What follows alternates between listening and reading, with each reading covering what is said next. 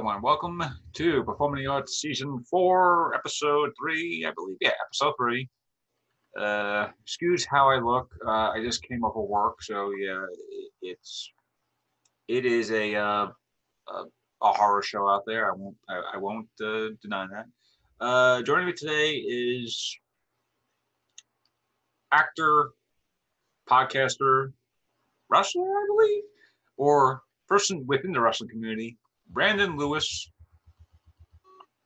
It's your turn. Hey, how you doing, Bry? Hey, how you doing? I'm good, man. And I do not wrestle. I have one match under my belt, but that's for a good cause. But that counts as one. No, I've worn many hats in the wrestling community though. So. All right, but wrestler, but you are part of wrestling. So even if you aren't a wrestler, you're still within the wrestling community. Yes, I am a wrestling personality. Wrestling personality. Okay. All right. So first question is fairly obvious. How did you get into performing arts?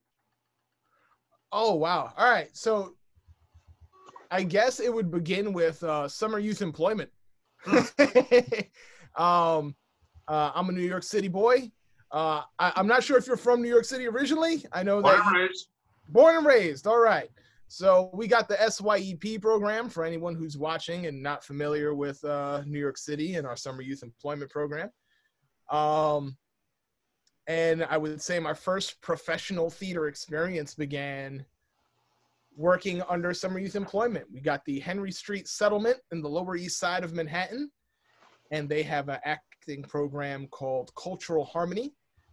And we had like a set that we would do. When I started working there, they already had some actors who had already been there already, and they would go to schools and they would go really just make appearances in different places in the city, whether it be schools or community centers, special events, and they would perform skits, comedy skits, poetry, hip hop, step performances, and it was all to spread a positive message,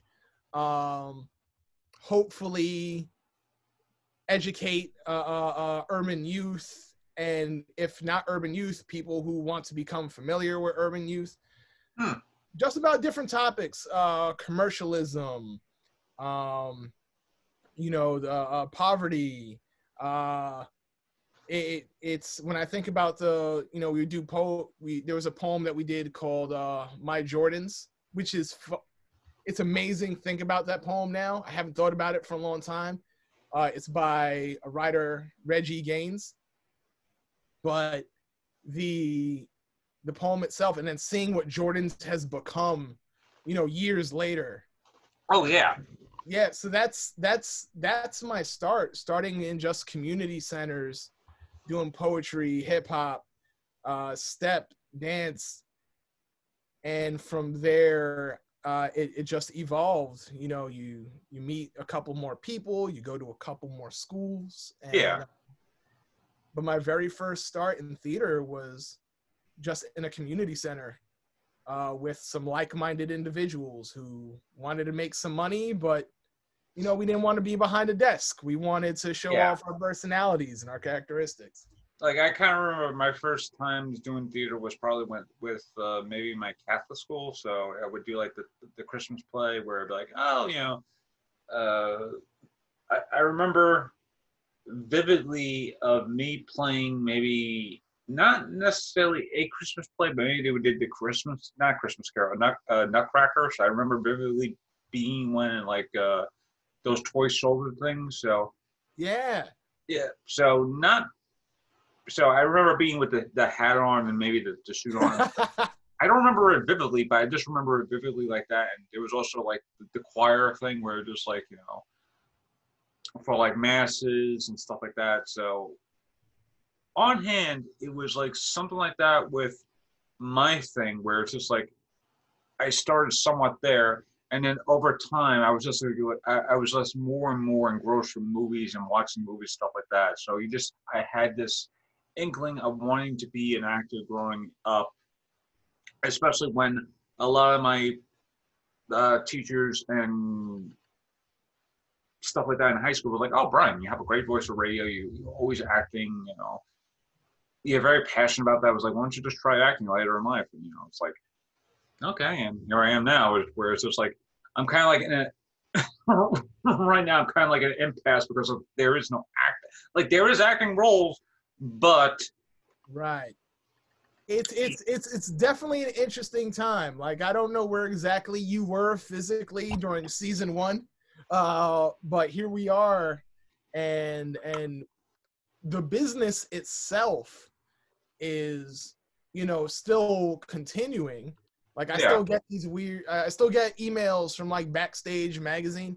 Uh, yeah, so I know there's things out there, but it's also this awkward time because it's not the same, especially in New York City where we have this thriving theater community, not just film, but theater, and everything's shut down, and it's like right now time to be an actor. Yeah, like right now it would be essentially be pilot season, I think, or at least or and especially for theaters, there'll be a lot more shows opening up on off Broadway, off Broadway, that sort of thing. Especially if it's going to be in like the Lower East Side, that's or even in Midtown, where it'd be like a very small theater in Midtown.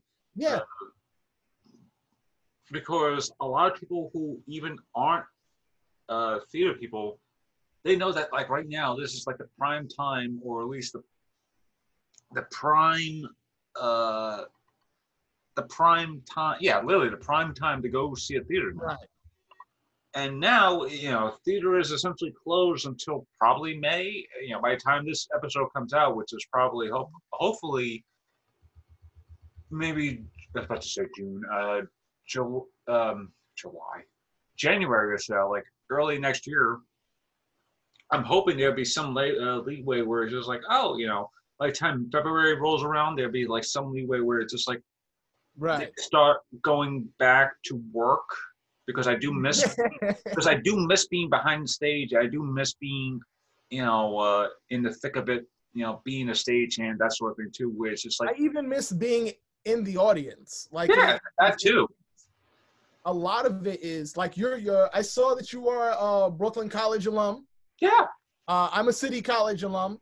Oh, nice. And what I found a couple of times is that just locals who live in the area, like I've been to Brooklyn College a couple of times. I know that there's a residential area not far away. Oh. And there's people who may not have the funds to go to a Broadway show, but they get their fix by going to a school performance. Yeah. And so this takes a lot away from everybody. You know, it's weird. It's a very different time right now. It's weird. It is a very weird time. It's weird because the last Broadway show I saw was one I was actually ushering, so that kind of counts, but also doesn't count. But I would say it counts. But it was a show I was ushering last year at Second Stage Theater, and no, it was early this year. That's right. I forget. I ushered at both the Helen Hayes Theater and the Terry Kaiser Theater. No, Kisher. There's a recurring thing. Is like we don't know how to pronounce that last name. They say it's Kaiser, but some people say it's Kisher.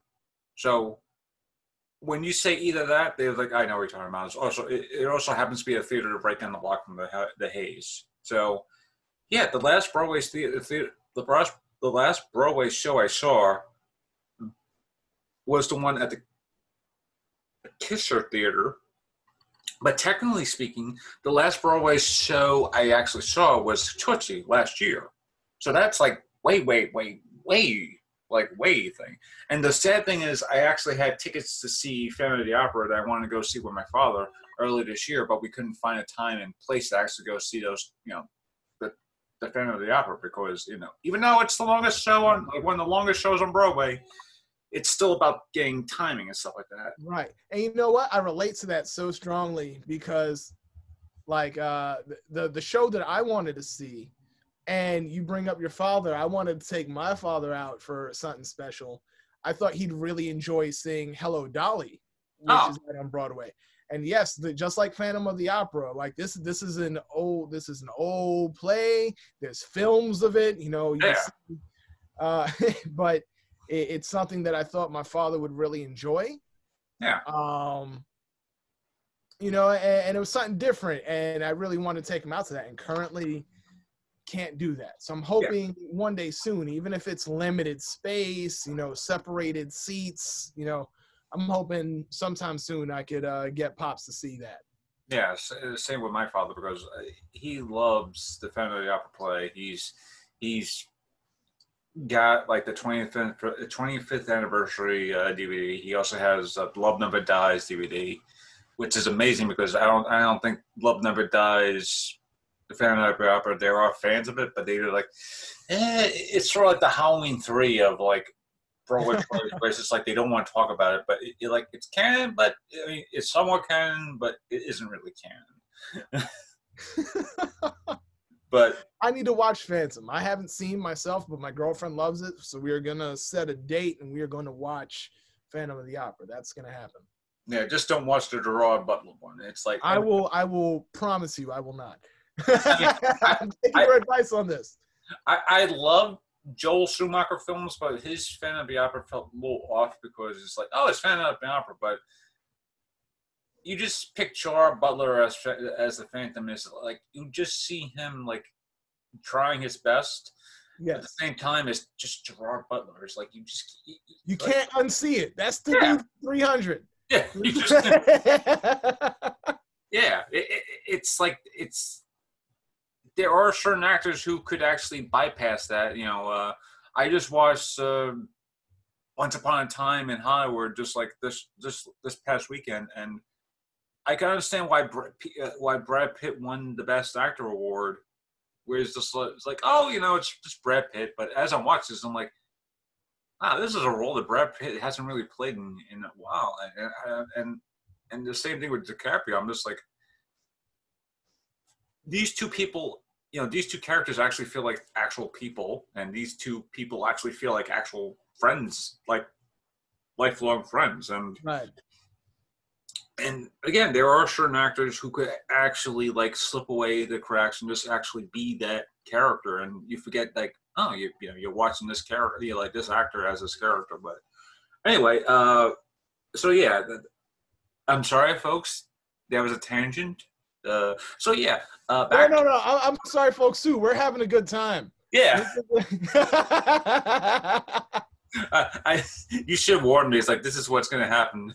This is what's going to happen when I get on the. Yeah, look. Even though you and I both go out for our day jobs right now, it still feels very limited right now. Like who I actually get to interact with. Like I've been a good boy. I've been staying home. I haven't been keeping my social distance. So anytime I get to have a conversation with somebody, it's gonna go off the rails right now. Oh yeah. But yeah, back to what we were just talking about before. It's the last show I saw was actually at City College, and it was Savage in Limbo. It was the theater, not the theater club. It was like the small production, because they were originally going to be doing 3 productions during this semester. This past semester, yeah, it was 3 productions this past semester, like the one in spring, and they had this. I think they had just done the first production, so this was like the smaller production, and they were going right into the next production, which was something with blood. I forgot what it was called. Right. And I was like, wow. And it's like what you just said before. It's like once you're in the theater and you're a audience member, it's a very different experience, because you're watching a show. It doesn't matter like what type of show you're watching. And we'll get to the wrestling thing, because and we'll, you know, being and this goes hand in hand, and along with music too. Is like this goes hand in hand, because even if you're watching a theater show, I mean a play, a musical, a film, a wrestling event, or even a concert, the experience itself, just being in the audience, is a great experience. But because of what's been happening, it's really limited because of not only space-wise, but also trying to pack at least maybe 200, 300 people inside of a packed space already. So even if the venue is like, oh, we can't have, if the venue is like maybe 50 people, it's possible to spread everyone out. But if the venue holds like maybe 10,000 people, okay, how do we get that to at least 25% and space everyone out? So it's like, it's hard to do. And I can understand why, you know, Broadway's got to be like taking the time off to really evaluate, hey, this might not be fixed until May or so. And that's that's being hopeful and optimistic. Mm-hmm. But when you see stuff like wrestling, it's odd because I haven't even seen a wrestling thing outside of, you know, the company that we both work for or aligned to, I should say, Catalyst. You know, they're still doing, you know, closed off shows, that sort of thing. I haven't really seen a wrestling show that's being promoted around the New York City area for a while now because of restrictions and stuff like that now. Right. You know, it's odd how, you know, other sports teams, I believe, you know, it's odd because I know football probably has people still, you know, they have somewhat people there. Baseball, they had people there, but it was only like, you know, the back, you know, cardboard people there too. I'm not sure what the Rangers are doing or the Islanders or the Knicks by chance, but I know Knicks were like holographic fans. So it's weird being like, there are sports things. It's weird that there's sports stuff around, but the stuff that you kind of love and you know, the stuff that you love and love doing, like, you know, like films, theater, what have you, those are restricted, even though sports aren't really restricted. So it's kind of like it's like almost a double-edged sword where it's like, oh, you know, sports, even though wrestling falls into sports, it's still not really a sport itself. It's like the same thing with MMA. It's like, oh, MMA is a sport, but it's not like a sport yet. The way that I tried to describe it to my girlfriend, the mighty Alicia, which I'm sure I'll mention her again, so I might as well say her name instead of just saying my girlfriend over and over again. But You're good. But the way that I described wrestling is it's fight theater. Yeah. You know, it's very athletic. You know, maybe not a professional sport, but it's very athletic.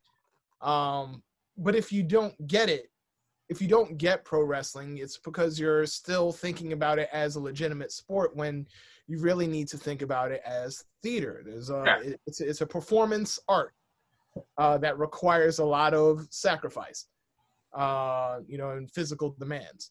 Yeah, it's like being on stage, where it's just like being out on stage and, oh, wow, folks, this is actually a first. This is what I look like without my glasses. Hey, look at that handsome man right there. Yeah, I know, right?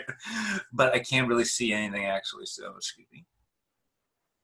And back to my Walter White look.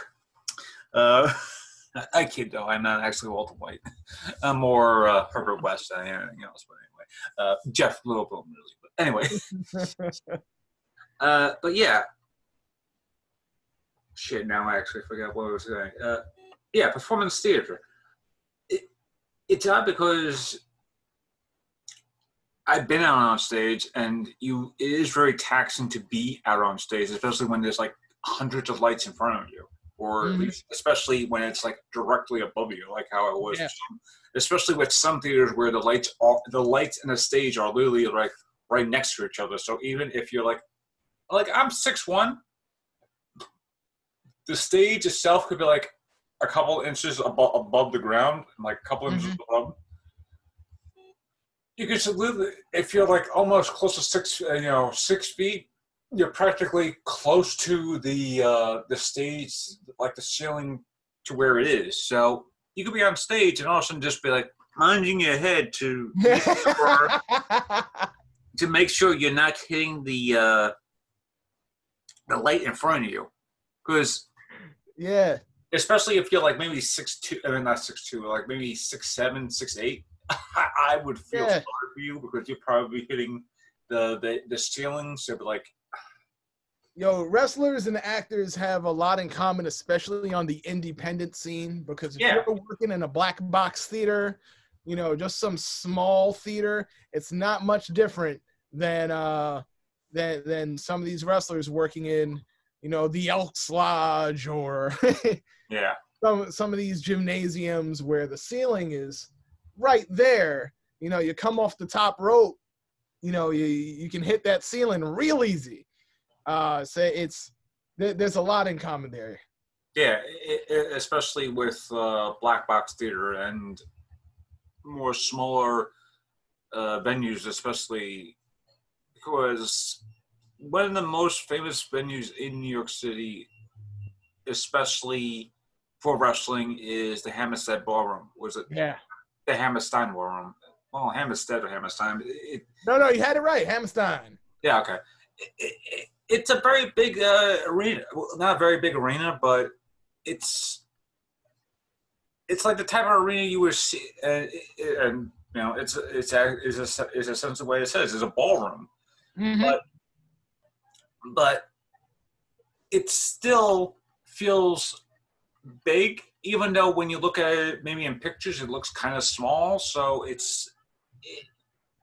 but it's still in a way feels like a black box theater, where it's like you have this.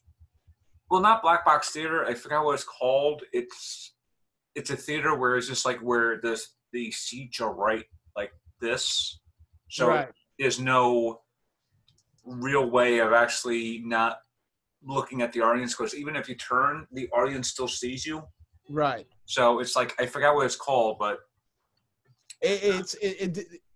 The wonderful thing about wrestling is it's very much a theater in the round. yeah, So even, you know, and that's part of the reason why it's called a ring. It's the squared circle. You yeah, know, that's because everyone's around you. You know, no matter where you turn, someone's gonna be there. And I don't like talking about wrestling botches or things like that. But it's the pressure is definitely on to put on your best performance because you can be seen at every angle. yeah, And from like I don't know what it's like to wrestle there. You know, I don't know what it's like to perform there. I know what it's like to be in the audience there. yeah, I don't think what the audience will ever get is what it's like to, I guess in wrestling, we wouldn't call them like stage hands, but that's kind of what they are. I don't think a wrestling fan will realize how small the venue is.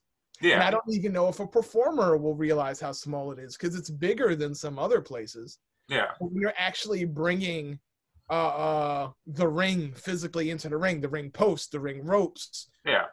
building the set, so to speak. The ballroom is not made or prepared for professional wrestling, so it's No, actually a lot of work. yeah, especially when you have to not only set up the ring, and it's the same thing with a stage itself. It's like you have to set up the stage, and then once you set up the stage and the stage is all fixed and stuff like that, you got to set up the seats. Yep. So, you know, uh,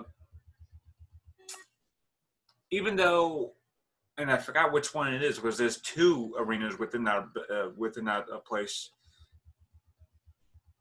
There is like the ECW arena that they used to use, which was the standing room only. So there will only be like the ring itself, the little entranceway, that sort of thing, and there'll be no seats. It would just people would be like standing, all that stuff too. You know, there may be seats on the ground, but if you're on the top level, you're standing for the next couple of hours. But yeah, the wrestling ring and stuff like that, that's pretty much like a stage where it's just like you have everything set up, and then once And I've been on the same thing where it's like once the stage has been set up, go out, grab some chairs, put the chairs out, make sure all the chairs are there, and then make sure all the people get there, sit down, you know, be your door hand, that sort of thing too. So yeah, even though, and this is why I kind of like want to have more wrestlers on the show or more people in the wrestling business, because there's a lot of cross breeding between, or cross promotion between both wrestling and theater, because it is almost an interconnected form. Like it is essentially a sub form of theater where it's just like you have your planned out stories, right? You have your heels, right. You have your faces, you have the good guys, the bad guys, all that stuff. The same thing with theater. And when you see a wrestler on the mic, it is literally almost like doing a solo performance, where it's just like, okay, you have 2 minutes, say what you want. And then, right. It's like, okay, I have 2 minutes. What should I say in those 2 minutes? Like, it's almost like doing the same thing with a monologue, where it's just like, okay, right. What is my, we gotta remember those 5 W's. What is my eternal object? What is my obstacle? That sort of thing. Especially if it's like the first time you're going to be on the mic too. So right. Yeah. See, and you're coming at this from a theater perspective, and you're probably exactly right that these are the things that a wrestler has to think about. Maybe they do think about, but they wouldn't put it in the same terms that we do, because they don't even realize what they're doing. Like word per word, the procedure of performing. But they're doing exactly that. They're, a lot of times, like I'm not talking about like WWE or even AEW, but when you see the performances, a lot of times there is no script. You might not even have bullet points, depending on exactly what level of the independent scene you're working on. There might not even be a storyline. It might just be, we have matches. Yeah. We need you to promote your fight. And the object of the game, and that's, I guess, where theater and wrestling come different. When it comes to theater, you bought a ticket to watch the performance. Yeah. For pro wrestling, they have to put on a performance so you can buy the ticket. It's theater in reverse. So the theater aspect is incredibly important, but a lot of wrestlers don't have that theater background, so they're learning on their feet. It's very exciting to watch watch certain wrestlers evolve and where they were on the mic when they started versus where they are now. Yeah, there is a great clip of The Miz when he first started out in the WWE, where he was doing like the Tough Enough thing. And right. You have him on the mic, and he's doing his best to not only sell the Tough Enough hotline. You could tell he's nervous on the mic because you'd be like, 1-800, and then looks at this palm of his hands. And now when you look at The Miz today, he is like one of the best talkers on the mic, and he doesn't even need like his hand or something like that to look on the thing. Right. The same thing with Bray Wyatt. Bray Wyatt, when he first came to WWE, he was like this weird, like this generic character, right? I mean, Husky Harris. Yeah, Husky Harris. Like you would like that's a very generic character, even for WWE. Is like I understand why they were calling him Husky Harris, but basically because lineage and all that stuff. But flash forward, like say several years later, his character has evolved so much, right? And it's weird seeing like almost a reverse happening to some of the wrestlers who have great talents on the mic, but they aren't really shown that effect. So their like charisma in the matches, they're kind of like dying down in terms of, just like not necessarily star power, but just be like, oh, here comes, such and such on the mic. It's going to be very boring, even though when you look at their performance work, like say, 10 years ago, I was like, wow, they used to be so good on the mic. What happened? So it's like the same thing what you just said before. It's like it's weird because wrestling is like reverse theater, where it's just like you have to sell the people into coming to see a show. Right. Otherwise, you just gotta be like performing in front of like maybe 5 people who will be like, "Come on, where's the wrestling?" or something like that. Mm-hmm. But speaking of wrestling, Yeah. how did you get into wrestling itself? Oh wow. It almost kind of aligns with it kind of aligns with my Theater getting involved background? in theater. Ah, I mentioned that I started acting with summer youth employment. yeah. From there, while I was there, I met a wrestling fan named well, his name doesn't matter, but but no, man, you know, you make a friend, you know, and you like wrestling, you watch wrestling together, and at some point, and this was way back, this is when like Impact Wrestling was TNA, and they were still doing their Wednesday pay-per-views. Oh wow, that's old. This is way back. I'm an old man. I just make it look good. But the I feel you. I know you do. But where one of the friends that I met while we would hang out is my buddy AJ Orsini. And so Orsini, me and him, we would go and we'd watch wrestling with our other friends. And at some point, the friends decided I was busy working. I missed out on the first day, that they were just going to go outside of the park and start wrestling. Ah, those days where backup wrestling was still a thing. Yeah, it's weird because being from the Lower East Side, I didn't have a backyard. I always thought it was weird that we called it that. But, you know, but we would wrestle out in the park. Eventually, I got involved with another backyard group, 2KW. And 2KW was run by a guy named Pete Rodriguez. And he aspired for more. He didn't want to do just backyard shows. He wanted to do pro wrestling. And I'm not sure exactly how it happened, which connections he made. But at some point, we got to put on our first professional wrestling show, or at least my first professional wrestling show, in the Ace Arena in New Jersey, which was run by Mike Morgan. And it's I feel like it's this piece of, I can't say like New York history, but local tri-state wrestling. Yeah. That to me is historic because, you know, people like Jay Lethal wrestled at the Ace Arena, and AJ Lee, you know, got to work in the Ace Arena.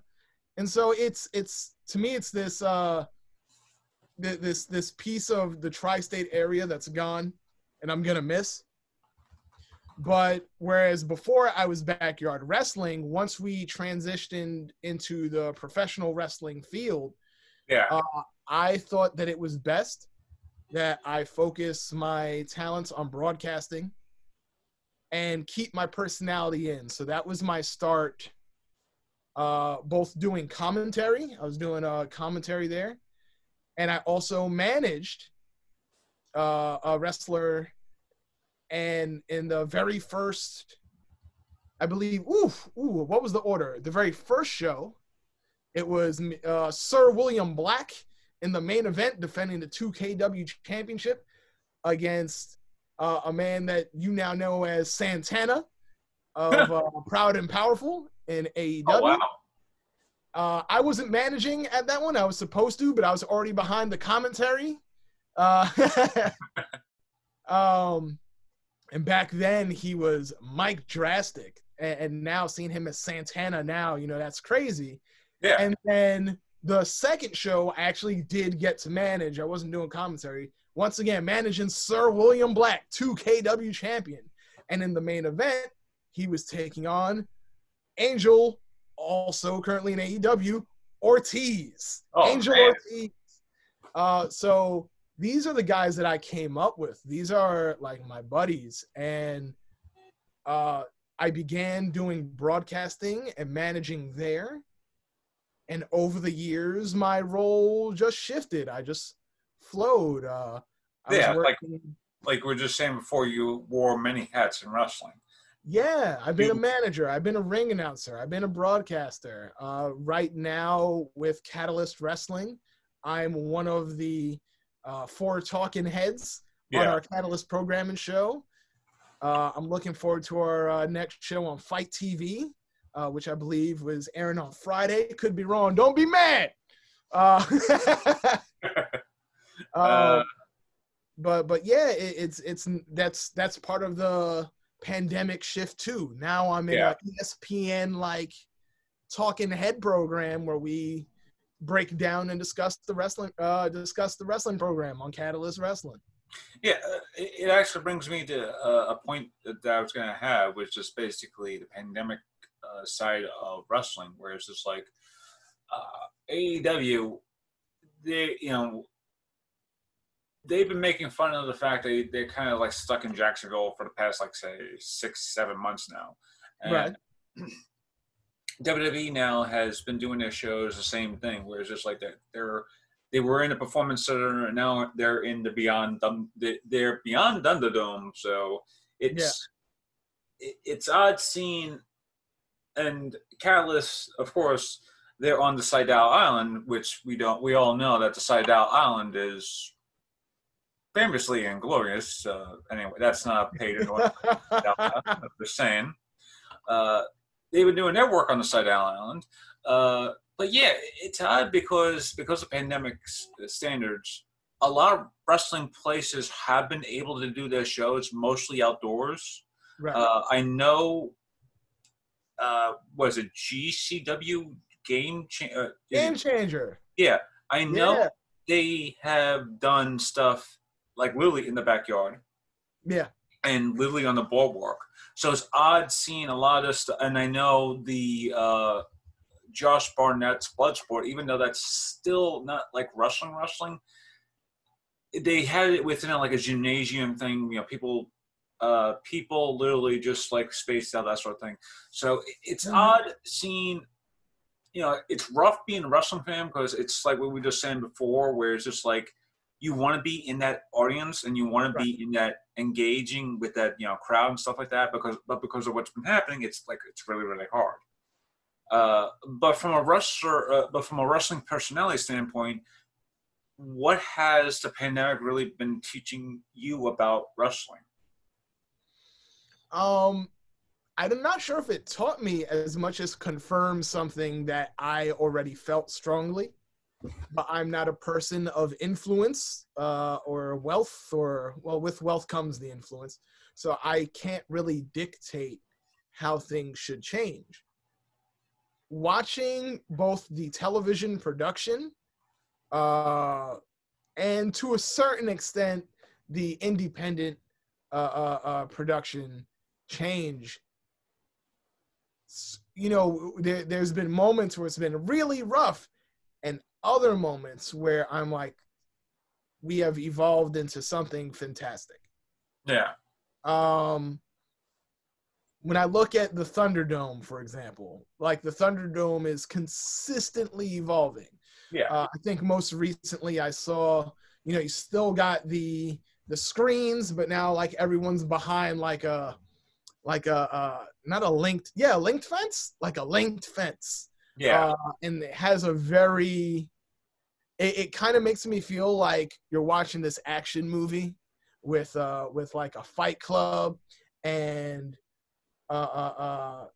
you know, I don't want to say like wealthy because it's just the WWE universe. We're not shady underground lords, you know, drug lords watching wrestling.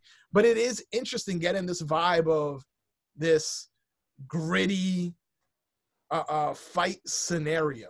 Yeah. That I think WWE has been missing, and they like every now and then try to bring it in. Like, you know, they might lower the lights on the audience, but a WWE production is still a WWE production. Yeah. So they can lower the lights, but it doesn't really give the illusion of we are in a fight scenario. It Yeah. still feels like a giant variety show with a huge audience. So now with the Thunderdome, to me at least, it feels like a fight, like atmosphere, and I kind of like that. AEW, I look at them. I was watching them earlier today on DVR, and I was seeing, like, I'm not in love with the way the product looks right now, but where they've picked up slack is their film production. Yeah. WWE is slacking on that. Like, oh my, watching everybody in Vegas, that was genuinely entertaining. Yeah. And I love how they made fun of the Hangover without really doing the Hangover beats. And that actually brings up a good question. And also, I think the reason why they do well with their production standards is because Sick Nick Mondo is, he actually works with AEW as a director or production guy. So he knows how to work well, not only work the camera, but also just like do direction, that sort of thing, and do good production stuff too. When it comes to the WWE, it's like what you just said before. They're like the gold standard. They are the gold standard in wrestling. So that's like the big thing you have to do. And like, oh, you want to be a wrestler? Try and how they got to do it in WWE. Compared to where other places, and this is where you're talking about what independent work is like, and this is what I love about Catalyst, is that Catalyst Wrestling, even though this is a New York, I think it's a New York, New York, Jersey. We've done both. Yeah, New York, Jersey Federation. I'll just say Tri-State Federation. Anyway. Hey, we're going worldwide, baby. Yeah. It's Hot Boys International. I know. But Catalyst did get to go to Tennessee not too long ago. And even though, yes, locally, like where we perform at, for the most part, it's Jersey, and we have been in New York. I'm not sure when that's happening again, but it has happened in the past. The wonderful thing about the way we're connecting now and the internet in general, and how wrestling and the internet have evolved together, is that thanks to streaming, you can watch that no matter where you are. I try not to think of it as local, even though it is, but I try not to think of it because we're performing for everybody watching. And I think everybody should be watching, because the people that you see on the show could very much be on one of the primetime networks in the future. Sonny Kiss has been on Catalyst. Case in point, I was just mentioning Bowens, Anthony Bowens. He just part of the Acclaimed now. Yeah, he's now on AEW, like contract wise. I know Steve Gipke and Tony. What's his last name? Anyway, the Jersey Muscle Society. They were just on AEW Dark. I think Casey Navarro, your guy, my boy. Yeah, he was just on AEW Dark. So it doesn't matter. And this is what I was going to be bringing up, is that, and this is what you just mentioned too, was that the independent circuit has really been thriving because of not only streaming, but also I feel like a lot more promotions are now into connecting with each other. Right. So, just because,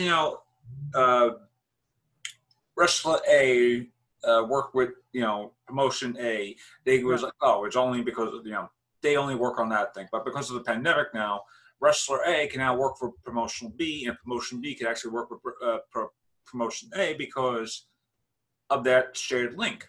Because in a way, like right now, it's a great storyline between Thunder Rosa and the NWA Women's Championship, because even though the NWA isn't a AEW, entity, the championship is actually being fought on an actual, a network that isn't like a WWE, and it's actually being presented in a very good way too, because, you know, the NWA has been its own thing for the past, like, say, 50, 60 years, I think, around Mhm. that area. No, 70 years. There we go. Past 70 years. And because of what Billy Corgan has been doing for the past, like, say, several years, he's actually been connecting more and more people with this product. And Right. this is what you talked about before with Impact, whereas, well, not Impact, but you know, Impact has been getting the same thing, where it's like they're building connections too, where it's like, oh, they have connections in Canada. You know, they're bringing people from New Japan, Old Japan, Right. especially who worked overseas too. Now it's like, Right. I think because of this pandemic, a lot more doors have been opening up, especially in the wrestling world. And It's I don't know how to phrase it. I'm not sure even where to give credit to. You're right that opportunities have been created. I don't like to think of it too positively because I think a lot of opportunities may have also been taken away. And we're all, as a wrestling community, trying to put our best foot forward, yeah, to the best of our advantage, and perform safely. The NWA, which is honestly my favorite promotion, and I can't say my favorite promotion right now because they're not airing episodes of Power right now. yeah, But back when wrestling was on weekly, I felt that NWA Power was my favorite show. yeah. I felt that I felt that it had the production value, the names that you recognize, and but also low commitment. I don't have to be a cable subscriber, a streaming subscriber. It's all on YouTube. It's just an hour program. It's very easy for me to watch. But the NWA, for a long time, while they were laying dormant, were already integrating with these other indies. You know, Yeah. whether it was NWA Wild Side or, you know, they were doing the best they can to survive on the indies by associating themselves with other indie promotions. Yeah. So to me, I feel like even though it's sad we don't have NWA Power, it's very cool seeing Billy Corgan going back to some of those indie roots by forming these relationships, whether it be with AEW or even ROH, you know, before the pandemic was trying to take our wrestling away. Yeah, I know that, and this is something that this is something that you just touched upon, which was missed opportunities. I know the pandemic really screwed a lot of the wrestling plans in terms of not only, you know, and you mentioned TNA before. Impact was really going to do a single night of TNA back at, Yeah. they were going to do a single one night only TNA thing where it's just like all the TNA main stage, you know, people you know from TNA, they're back, one night only, you know, that sort of thing. And they were going to probably do a spectacular show with it too, but because the pandemic it stopped. AEW was going to do a war game style match, you know, blood and guts war style match, but that had to be scrapped, and they basically retooled it into the Stadium Stampede, which was spectacular, though. And yeah, it's like, it's weird seeing like the evolvingness of wrestling, especially where it started when the pandemic started, where Mm-hmm. it was like really, really unsure by itself, to where it is now, where it's just like they have not a standpoint. They have a program to work with, especially with people who they need and who they don't need. Because when you have a roster of, like, say, 40 or 50 people, you only could use, like, say, half of them, because, you know, especially if some of those people are in out of state, and some of those states are really, you know, under lock and key. You know, that maybe, or especially in AEW's case, some of those wrestlers are still overseas. You know, they live overseas. You know, the bastard Pac, he lived in England, and England had a lockdown for a while now. Yeah. So it's like, so yeah. Yeah, it's interesting how you how wrestling has essentially evolved from the pre-pandemic phase, which was essentially March or so, where Mhm. they had crowds still, they had actual live energy, whereas just like the first couple of like the first month or so, it was like literally almost being I don't know in a theater sense, it was literally like almost like dress rehearsal and the previews, where it's just like we're still finding our footing, but it's not yet there. Right. And then once we hit the first show day, I mean the first performance night, it's opening night. We found our footing. We still need to hit those hiccups every now and then.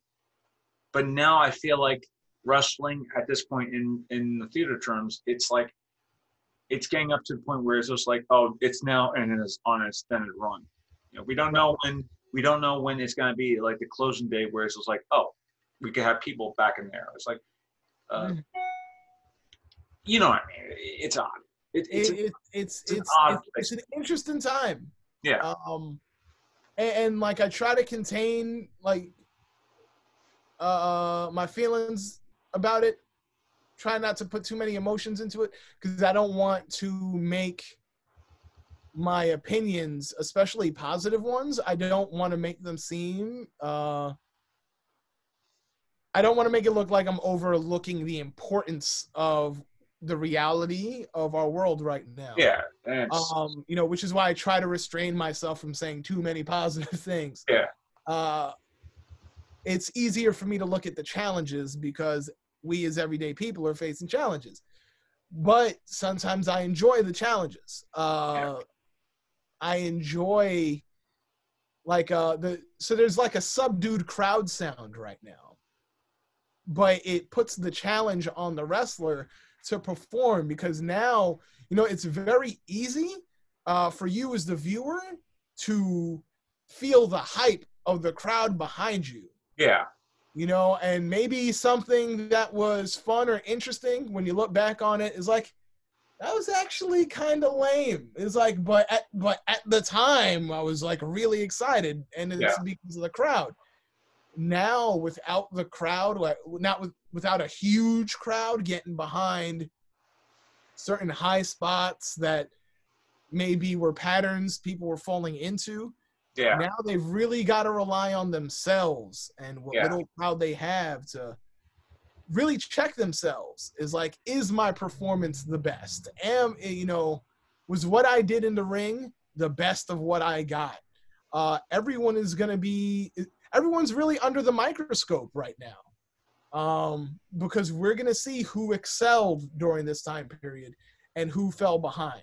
yeah, AEW seems like a wonderful place, but I know not everybody's getting a contract, and I yeah, know not everybody who has a contract will still have a contract, 3 years from now, 5 years from now. Rosters evolve, yeah, cuts will be made.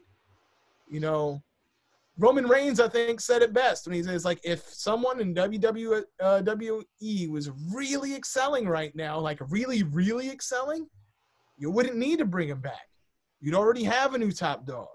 yeah, And when he came back, love him or hate him, his story's been real exciting.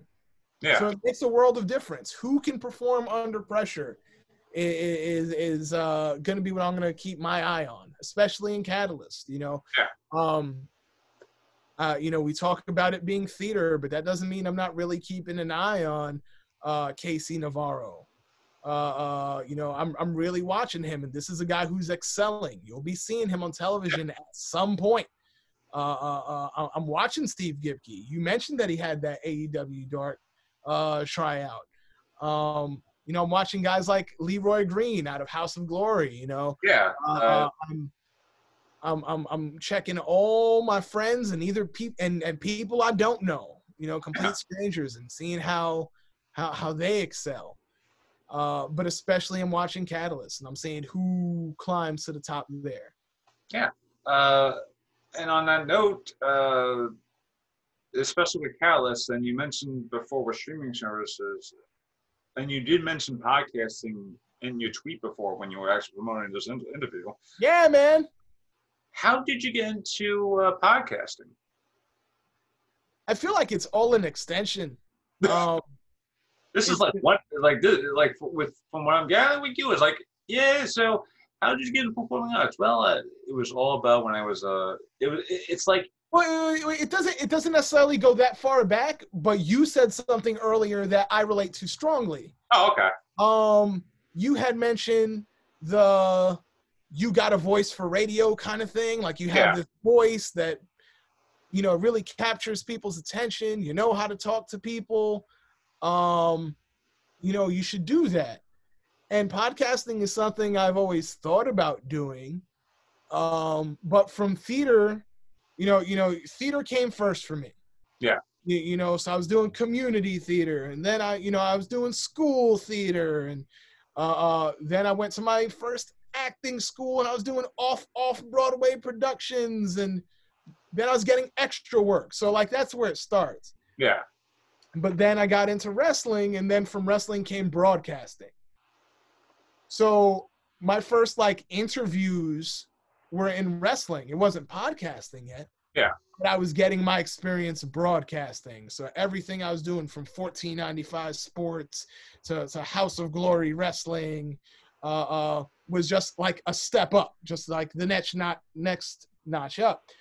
Podcasting was something that I always want to get into, but I can't take the full credit for how anything I'm doing on the social media front. Yeah. I can't take full credit for any of that.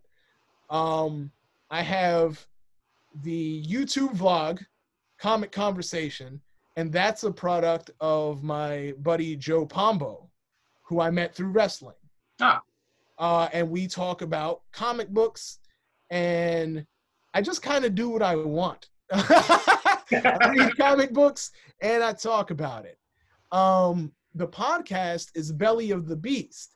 And Belly of the Beast began as something I wanted to be a YouTube show. I had already talked wrestling and comic books, and I felt like there's, especially with, I feel like nerdiness. I hate saying this, but like the nerdiness became trendy kind of dialogue that people say.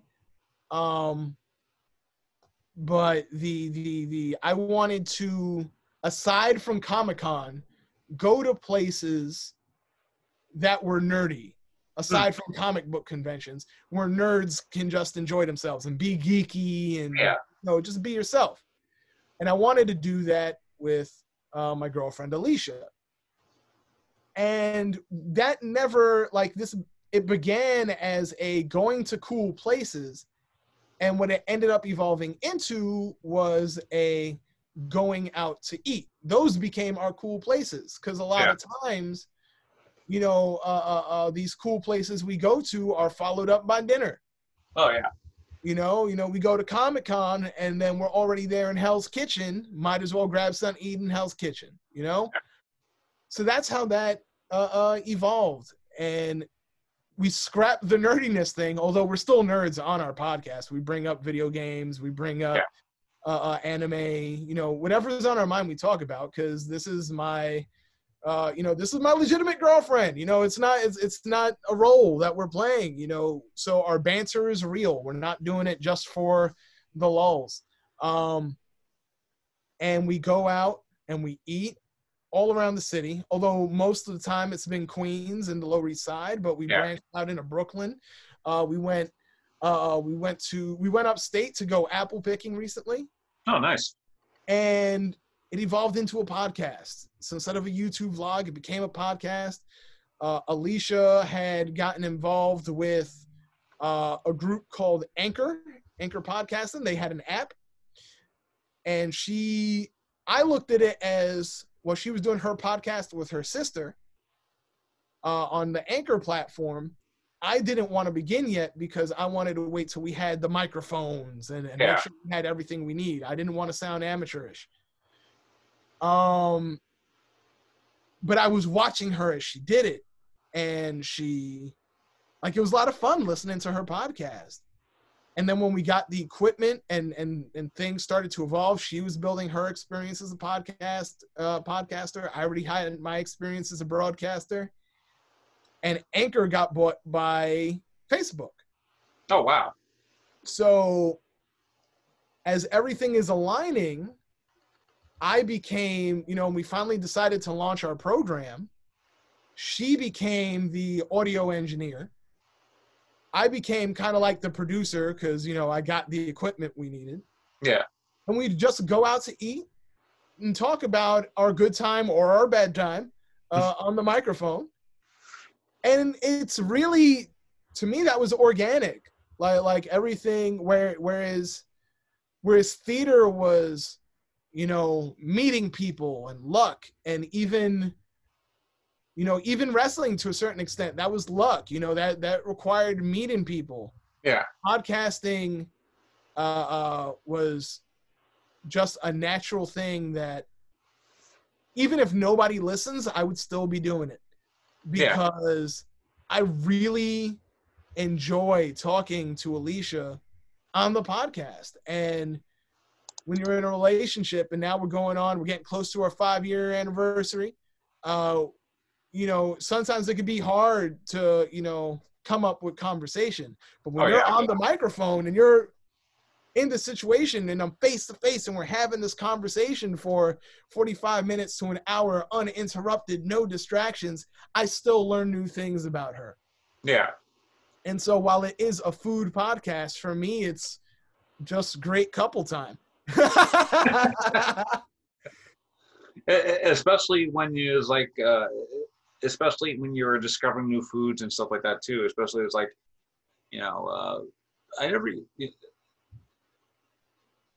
especially if you slowly start becoming like a foodie, where it's just like, oh, I love this thing. It's like, and when you're doing it with the person you love, it's actually a lot more exciting because it's like you're bouncing off. It's literally like a conversation between these. It's like when you listen to it, it's a conversation between two people who really know each other. Right. So it's like it's a real surprising when one person doesn't know something that sparks another person's thing. Where it's like, oh, I didn't know you didn't like this food.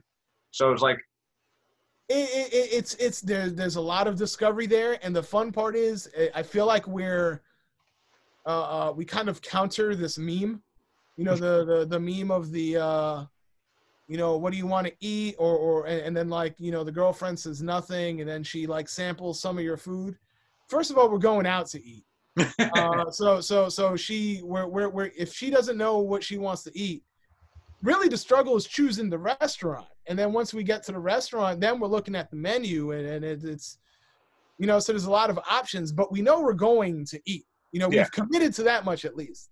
But also, we're always sampling each other's foods because it's like, oh, this was good. How was it? Because I want to be able to, not just because I want to try it out, but I do want to try it out.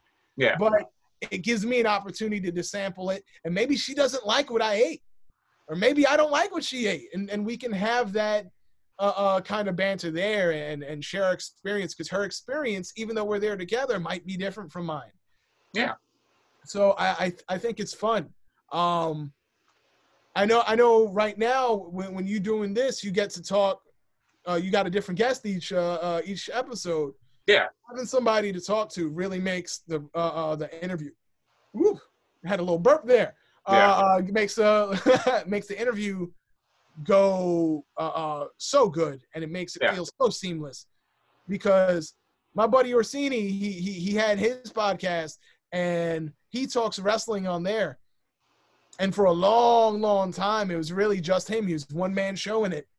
And he would have some guests occasionally, but it was really just him doing a one-man show. And that is so challenging. I can't do it. I need somebody to talk to. Yeah, it helps when you have someone to talk to. And that's really what came about with this podcast, was that, I genuinely love theater. I genuinely love film. I genuinely love a lot of performance aspects. So talking to someone who has the same performance background, or at least has some performance art background, especially it's the same thing where we're just talking about, where it's like you have to have that shared connection, where it's just like you're talking to this person, and it's weird because once you start talking to this person, it doesn't matter if you're talking like say 40 minutes to like an hour, maybe even an hour and a half. it's like it's a good conversation. Yep. You know, not too long ago, not too long ago, I had an actor who was actually like an actual actor on the show, and even though we spoke for like 45 minutes, I kind of want to stretch it more, but I feel like after 45 minutes, it was like, I don't know any more questions to talk to this guy about. Like, even though he's been around, or even though he's been around for like 35 years or so in acting, it's like I have no more questions I could ask him about it. And then over the while, I'm like, I could have asked him about this, I could have asked him about that. He was in a James Bond movie too, so it's like it's weird just talking to this actor, but still, even for that 45 minutes, I still feel like I did good because it's like we just said before, 45 minutes to an hour, that's great conversation because, people, that's the average time of someone even eating dinner or something like eating lunch. So yeah. Speaking of time though, we're kind of like, I'm kind of like wrapping it up with my own time because this almost became a 2-part interview. Yes. I sometimes hate doing that sometimes, but I do have 3 questions though. Sure thing. 1, do you have any projects coming out that we should know about? So yes, no theater projects currently because there's been no theater. There's been no auditions for me. I've really been trying to keep safe and staying to myself, and maybe I'm a fuddy-duddy for that. Maybe I should be out there and doing that, but I don't feel comfortable. And that's the wonderful thing about social media, being able to perform here. Yeah. So what I will recommend for people who want to check out what I'm doing, check out Comic Conversation on YouTube.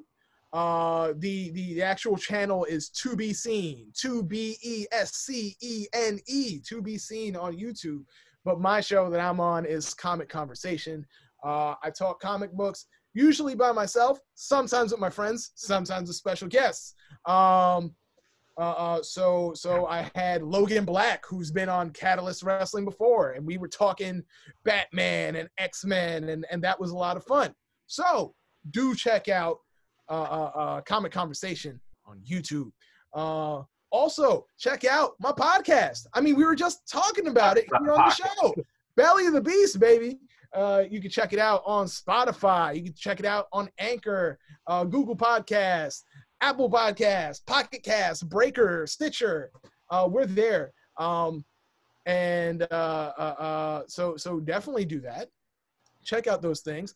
I would be fined by Harry Tarjanian if I did not mention Catalyst Wrestling.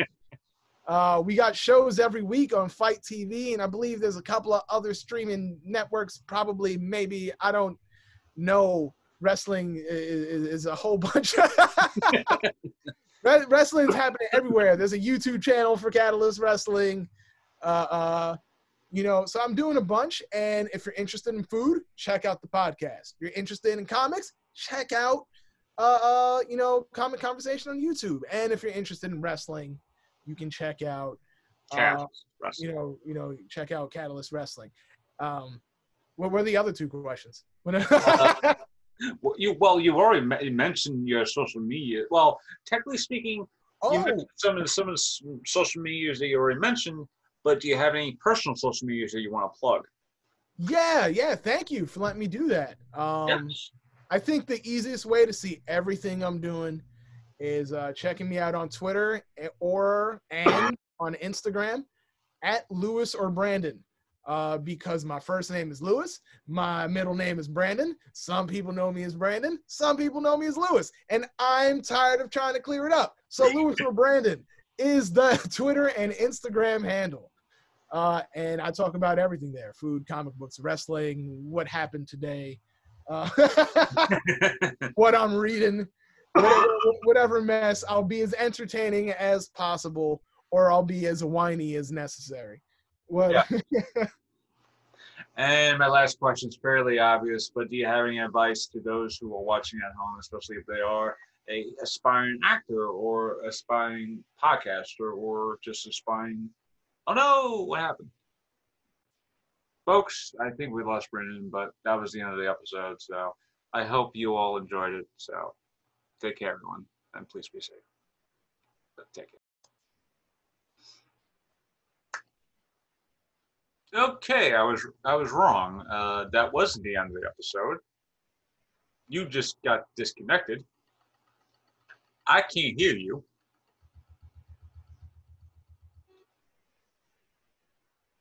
Nope, I cannot hear you.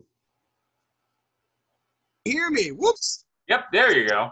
All that talking and didn't even connect to the. Yeah, my battery died, and I forgot to bring my charger down. Oh man. Now I'm on my phone. You're on my phone. We're gonna make the best of this. Yeah, you started going to the thing, and then suddenly you just dropped out. I'm like, Yeah, and then I disappeared. I'm so sorry about that. But I'm gonna try and set this up. Oh, the editing room, the cutting room floor is gonna be. Let's see. This all looks terrible. I should have just brought my charger down. Give me 1 second. See how I could finish. okay, so I wasn't so yes, I thought that Brandon actually got cut off or his power died, and apparently yes, his power did die. The power died, but I live on. But yeah, do you have any? But last question I was trying to ask you before you got cut off. Do you have any advice to those who are watching right now, especially if they are a aspiring actor, wrestling performer, or podcaster, what have you? Especially if they are just in the performing arts in general. The thing that I would recommend is based on not what I have done, but I feel it's a little bit of what I have done and what I should still be doing. And that's get involved in a little bit of everything. I would say the more successful broadcasters in the independent pro wrestling scene, for example, they're also ring announcers. Don't limit yourself to just one job. I've ring announced. I don't like it.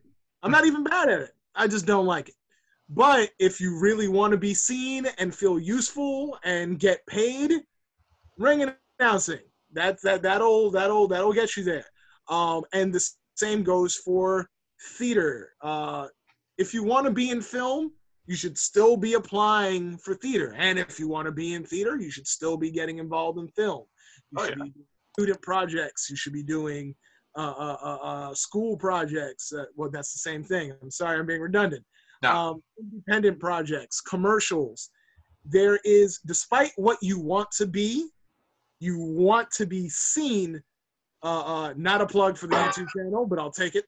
But you want to be seen on as many platforms as possible.